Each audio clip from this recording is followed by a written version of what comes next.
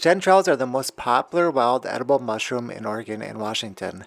They are probably the first wild mushroom that people try when they get into foraging. For a lot of people, it's probably the first time they've foraged anything. And it can be a little daunting.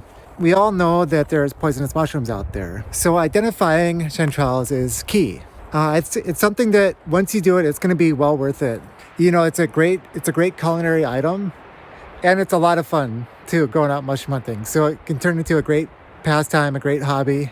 Luckily, they're really easy to identify. So once you learn how to identify them, you're not really going to mistake it for any other mushroom.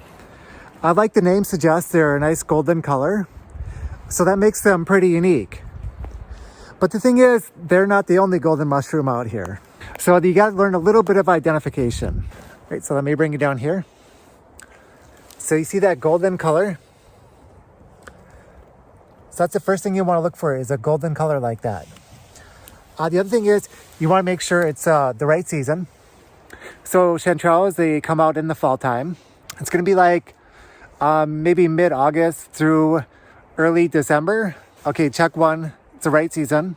Check two, look for a color, the golden color. All right, let's see. Now we can proceed on to move on, and we can see, make sure it's the right size.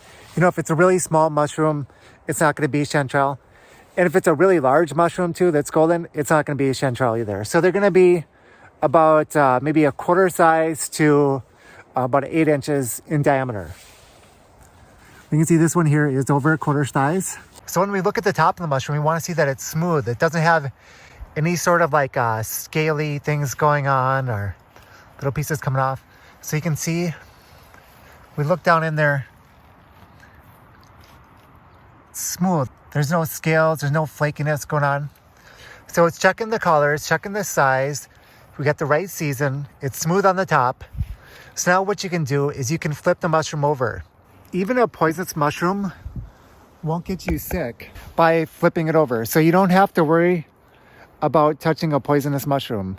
So it's perfectly safe to flip the mushroom over as long as it's been meeting the criteria so far.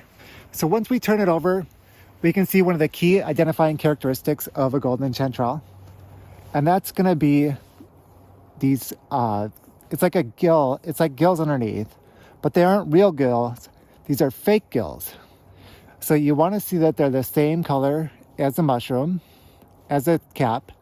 So it's that kind of golden, kind of pale color. So that's correct. You want to make sure they're not real gills, which means they're not like paper thin.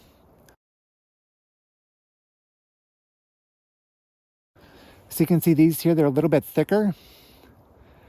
Another characteristic to look for on a golden chanterelle is that these ridges, these gills, these fake gills, they join and they split apart. So if you look closely, you can see that these are joining and splitting apart. So this is also checking the test where we flip it over underneath it. So now another way we can identify a golden chanterelle, or to rule out possible suspect poisonous mushroom, would be to smell it. So with a chanterelle, you're not going to get much of a smell at all. Maybe it would be like an apricot type of smell, if anything, like a fruit or something. But it's not going to have a strong smell like decay or anything like that. So it passes that check too. This one smells good. It smells like an apricot kind of. Another test you want to check for is the stalk. Now the stalk on these chanterelles, it's not going to completely break like a piece of chalk. See how it's kind of stringy like this? It doesn't just snap like a piece of chalk would just snap if I break it. So that's another characteristic of a golden chanterelle, is it's got that pliable stalk. It's kind of stringy. Yeah, you can see how these ridges, they go down the stem. There you go. These are nice golden chanterelles.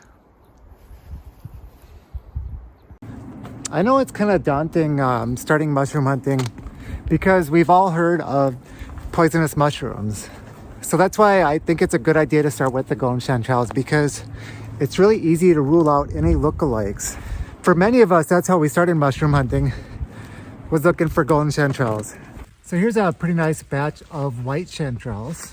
I'm not sure if you guys are familiar with white chanterelles, but they're a lot like a golden chanterelle, almost identical as far as taste and the texture. But they're a white color. Same thing you look for underneath. You look for those fake gills. See how it's just more like fold in the skin. And another thing about these two is they tend to come out a little bit earlier than the golden chanterelles. We'll kind of start looking for the white chanterelles first. And here we have a batch of about 4 of them here. So here you go. They're very nice mushrooms. So we really like to fry these. They're really good. You put like a, the tempura type of a fry on these. Maybe sprinkle a little bit of salt on it afterwards. You can even dip them in butter. And it's got this really soft texture, almost like seafood. And another interesting thing too is they'll hybrid with the golden chanterelles. So sometimes you'll see chanterelles are a little bit like a cross between a white chanterelle and a golden chanterelle. So yeah, it's pretty cool. This is actually November, so I'm still finding nice white chanterelles in November this year.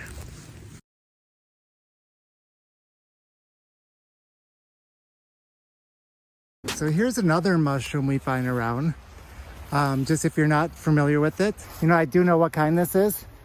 This is called a woolly chanterelle. And don't let the name fool you. You really don't want to eat these. I think they're also called the squirt chanterelle. So that kind of gives you an idea.